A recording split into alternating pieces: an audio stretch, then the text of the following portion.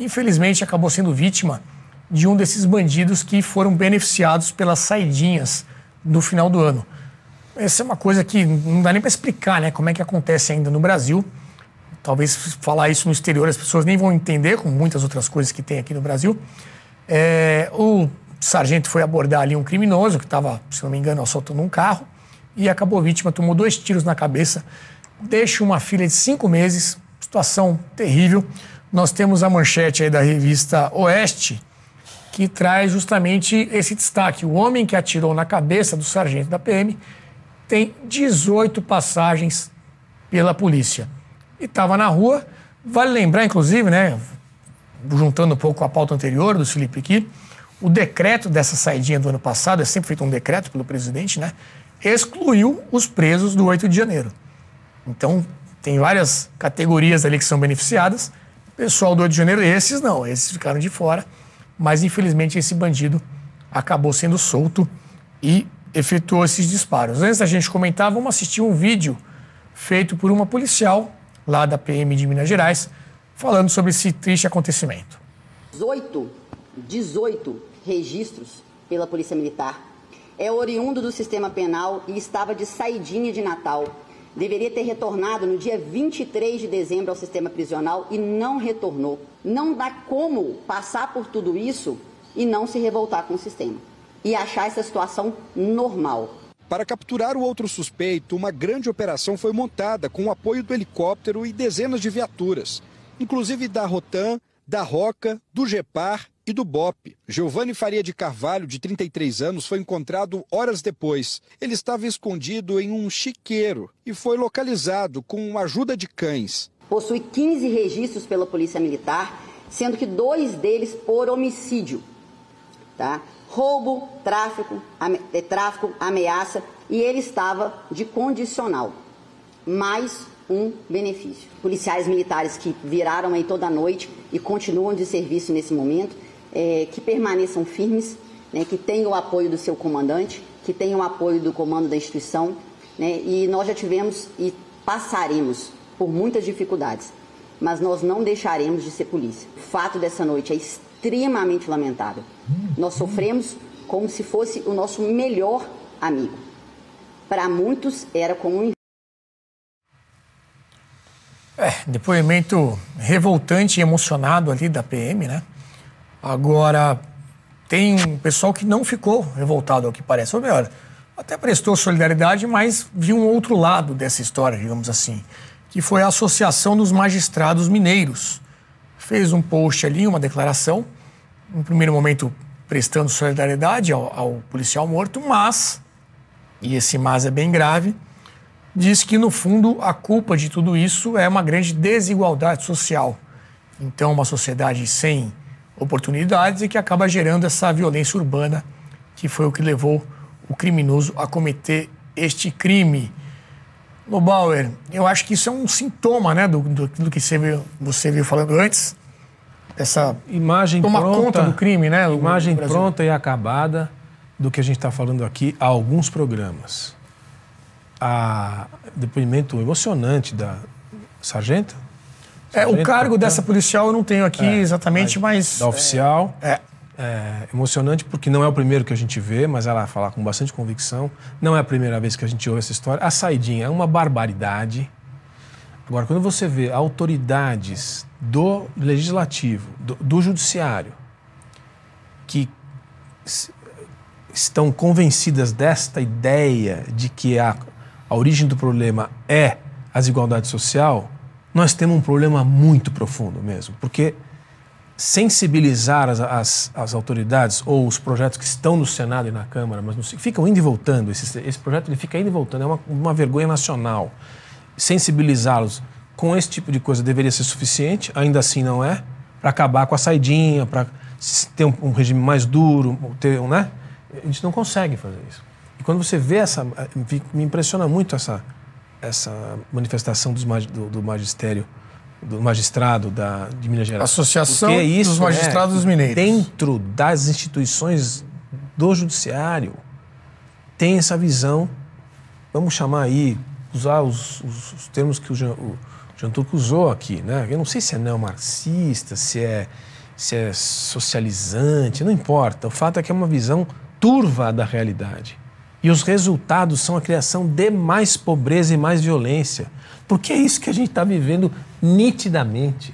A gente enxerga isso, porque o que a gente viu nessa cena é a expansão da violência e a impotência das autoridades de segurança. Não existe Estado sem força de representação. O monopólio da força é o Estado. É um Estado fraco, inoperante, frágil. Dá o quê? Espaço para contravenção. Então, assim, se a Associação dos Magistrados está dizendo isso, tá evidente o problema que a gente está enfrentando. Quer dizer, como é que você muda a cabeça do sujeito? Isso vem desse processo educacional que o Jean Turco falou. Processo que vem de décadas, e não é só aqui, na América Latina inteira. Agora está indo para uma boa parte do mundo democrático, mas no Brasil é uma coisa endêmica das universidades, das instituições de formação dos quadros, do nosso capital humano. Está todo mundo contaminado com essa ideia turva, essa ideia equivocada, essa ideia bonitinha, cheirosa, que gera mais violência. Só dando um contexto maior aqui, essa declaração foi feita pela associação. Eu queria até colocar na imagem novamente, produção, esse print aí da nota da Amages, porque na verdade aconteceu o seguinte: a juíza que soltou, né, que liberou ali o preso, começou a ser muito criticada, então é uma resposta a essas críticas. Então, a nota, ela termina assim, né? Na verdade tem um texto anterior que presta solidariedade ao policial, mas ela termina assim: é lamentável vincular a tragédia experimentada pelo corajoso Sargento Dias ao juízo, né, no caso a juíza, que concedeu o benefício previsto na lei. Está dizendo que está na lei, então está tudo bem. Afinal, o ocorrido reflete a sociedade em que atualmente vivemos, cada vez mais violenta, armada, então a culpa também aqui é do armamento, e intolerante, recheada de ataques inexplicáveis por trás das redes sociais. Ainda botou as redes sociais aqui, no meio da conversa. Claro. O gerador automático. Essa aqui eu nem tinha chamado a minha atenção, mas botou as redes sociais aqui também, deputado. Tem que aproveitar essa crise de algum jeito. Não enfrentando os verdadeiros motivos da violência urbana, que é o quê? Fruto da desigualdade social, falta de oportunidades de trabalho lícito aos egressos do sistema prisional, ou seja, o pessoal que deixa a prisão. Além da falta de perspectiva de futuro para inúmeras pessoas. Belo Horizonte, terra do nosso Jean Turco, 7 de janeiro de 24, o juiz Luiz Carlos Rezende e Santos assina essa nota. Ele que é o presidente da Amages. Olha, precisamos de uma reforma do sistema. Essa frase vai ter que ser dita a cada notícia aqui. A gente precisa de várias reformas. Mas aqui a gente está falando uma que custa vidas de uma maneira direta, que é o Código Penal. Precisamos fazer essa revisão. Tem vários deputados e senadores que são policiais, ex-policiais, tanto Polícia Militar, como Polícia Civil, como Polícia Federal. Eles querem fazer a reforma do Código Penal. Entendem exatamente esse problema. O Código Penal brasileiro está matando não só os policiais, mas também a população. E está colocando o judiciário em descrédito absoluto. É isso que o Código Penal está fazendo. Então a reforma tem que ser no Código Penal.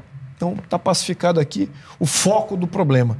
O juiz se pensa de uma maneira marxista, se pensa de uma outra maneira, seja lá, translocada, problema dele como ele pensa.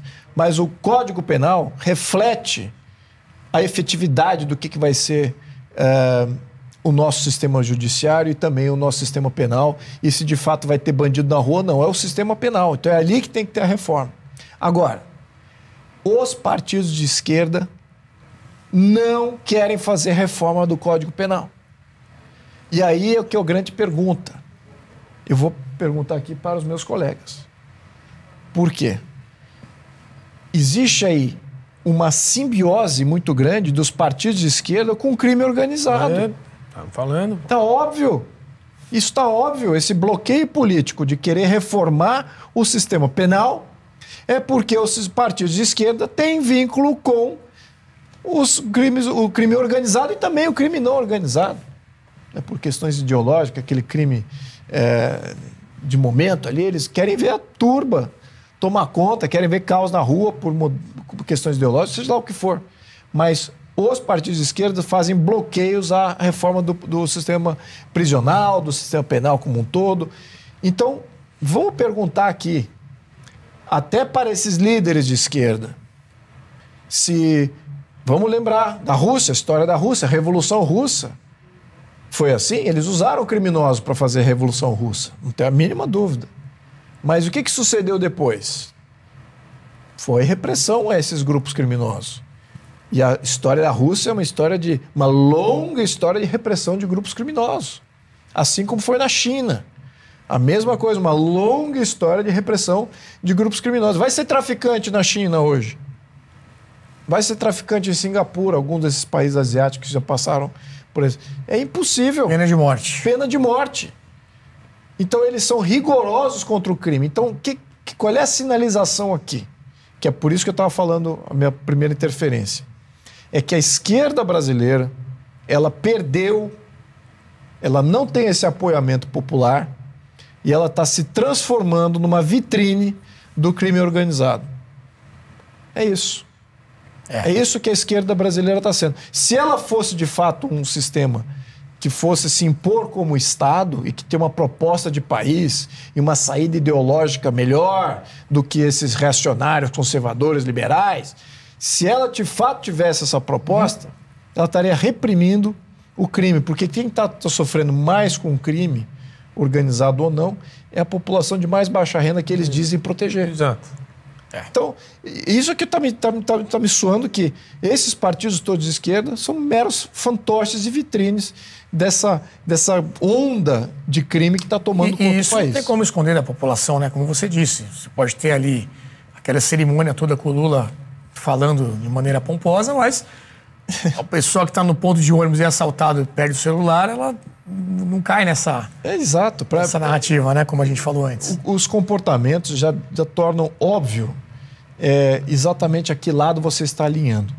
Né? Então, esse comportamento de você criar, é uma narrativa, é pela democracia. Quem é que está acreditando nisso? Eu não estou vendo essa população aderindo a essa luta pela democracia que o governo e o judiciário estão promovendo.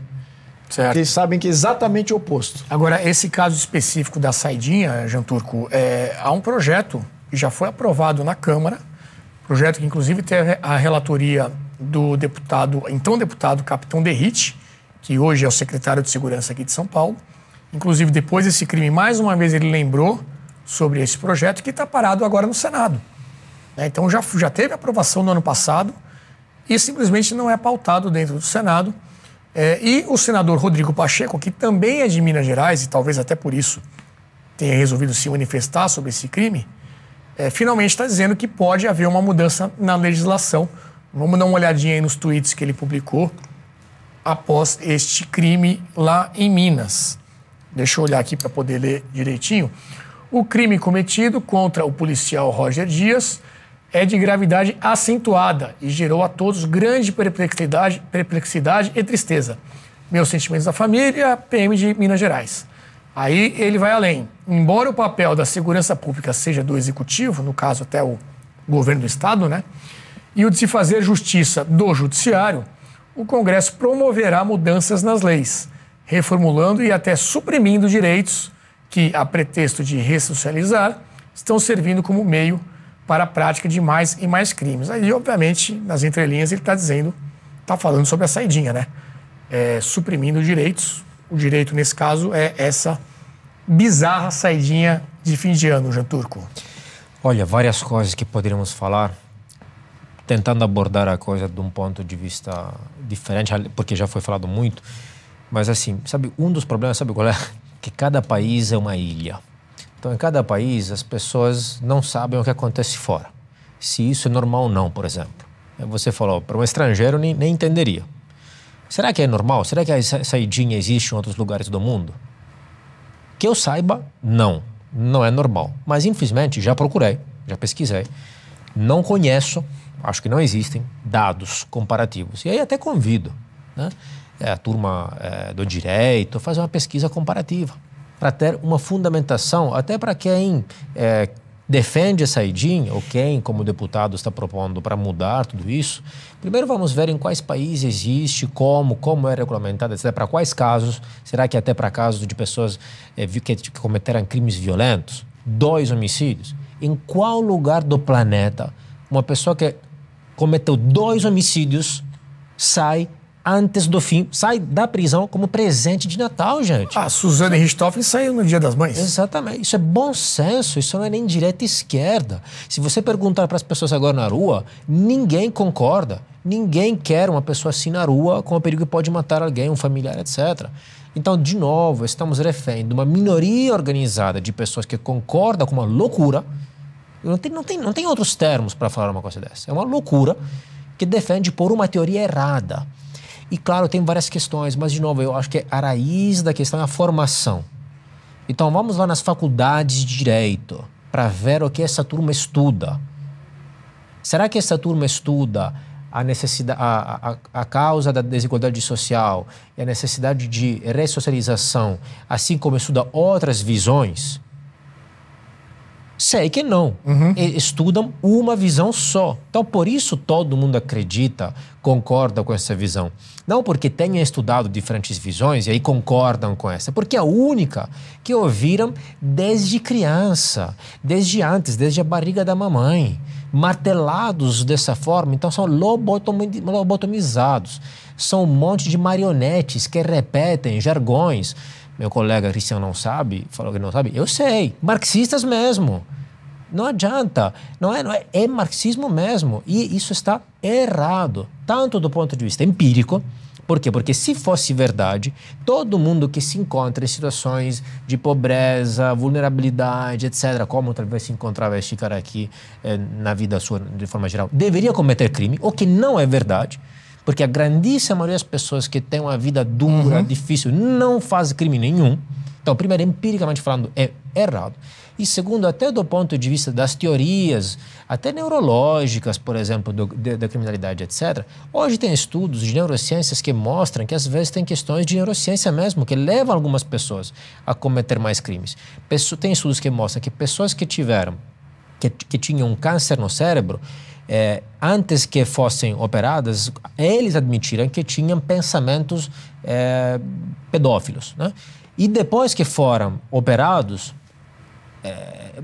imediatamente desapareceram. Então isso para mostrar que tem bases objetivas, físicas, genéticas, químicas, biológicas, e que nem tudo se resolve com uma visão simplista, não fundamentada, que é social, que é ambiental, romântica, né? Etc. Tem pessoas que não têm jeito mesmo. Sinto muito, os motivos são às vezes difíceis, às vezes obscuros, mas uma pessoa que matou 2 vezes não tem como estar em sociedade. É incrível que nós temos que repetir o óbvio. Qualquer seja o motivo, porque tem algum problema psicológico, psiquiátrico, etc. Não importa, não é possível manter, ainda mais, um sistema policial, judiciário, que dá a saidinha, mas que não consegue pegar de volta, descobrir quem não volta, não pode dar, então. Mesmo se você pensar que é preciso a ressocialização gradual, etc. Tal. Se o sistema não consegue pegar quem não volta, então não pode dar. Tem que ter também um limite pragmático. Eu gostaria de dar. Então, primeiro eu capacito a polícia para poder eventualmente ir lá e descobrir quem não volta. Depois, quando eu estiver essas condições, aí eu dou eventualmente. Permito a ressocialização. Até quando não consigo, não tem como. Se você olha os dados das pessoas que saem nessa saidinha e não voltam, é surreal. Sim. Então, de novo, você pode até achar que o Estado prende demais, que prende mal, que os presos têm que ser respeitados, que não tem que ter superlotação. Isso, claro, por caridade. Agora, não precisa falar cretinices, coisas óbvias, contra o bom senso. Não precisa ser tão extremista até este ponto. Posso dar um comentário no que ele falou? Acho que eu concordo plenamente aqui com o que foi exposto. E vou citar aqui um estudo, que, infelizmente vai me faltar aqui a referência de quando eu vi isso, mas obviamente faz muito tempo atrás, nos anos 90, que era um estudo de uma cadeia no Texas versus uma cadeia que tinha em Chicago, né, em Illinois. E uma cadeia era para ressocializar no estado de Illinois, ou seja, mais para o centro-norte dos Estados Unidos. E a outra cadeia no Texas era para punir. Então você não está lá para ressocializar, você está lá para punir. E no sistema prisional punitivo, lá tinha disciplina, você tinha que pagar pelo seu crime, todo dia, acordar todo dia de manhã, a toque de corneta, quase que como um regime militar. Tinha que trabalhar. Para cobrir. Tinha que se ocupar o dia inteiro com coisas produtivas até para se valer como prisioneiro e até para reduzir o custo dele como prisioneiro. Do outro lado, você tinha a de Illinois, era da ressocialização, então tinha televisão, tinha grupos de área de convivência, área de socialização, etc. Bom, e acho que era no espaço de 10 anos, o sistema prisional punitivo, zero de rebelião. Zero de rebelião. E até esse efeito socializador, de ressocializar, alguns saíam mais capacitados para se ressocializar, reintegrar no sistema trabalhista. Já o pessoal de Illinois, não. Houveram várias revoltas, não conseguiam ter disciplina, não conseguiam ter organização pessoal, até assumir culpa de nada. Era tudo uma questão do meio, estava sempre pedindo mais e custando muito mais ao Estado. Então aí você tem duas experiências separadas. Eu prefiro o sistema punitivo. Essa ideia de ressocialização eu ainda não vi funcionar. Eu só vi funcionar no mundo a repressão no sistema prisional. Como até mencionando a coisa de drogas, como a gente mencionou antes. Todos os países que estão vencendo a guerra de drogas são países que reprimem arduamente a questão da droga. Não é que cria saídas de convivência ou de coabitação praticamente com o problema da droga.